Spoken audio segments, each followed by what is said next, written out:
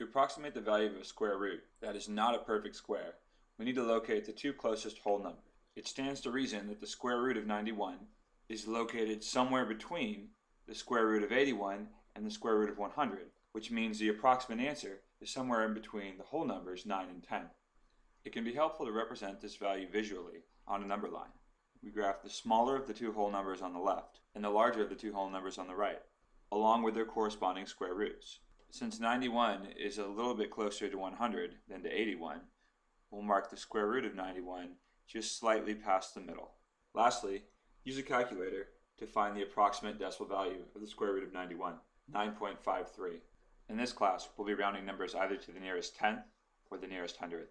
So the approximate value of the square root of 91 is 9.54. Here's another example. This time, let's look for the approximate value of the square root of 35.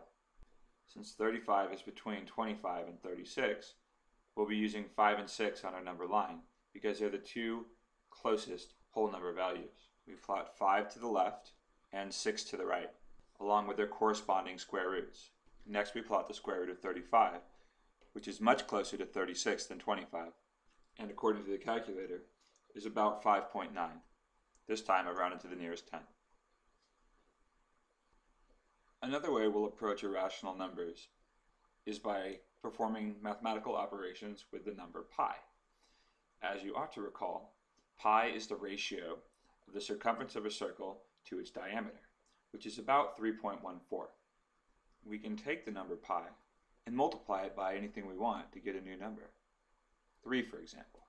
3 times pi is about the same as 3.14 times 3.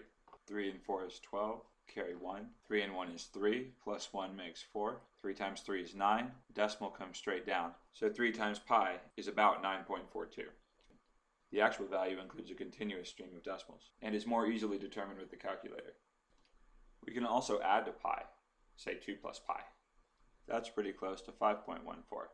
Again, just an approximation of an irrational number.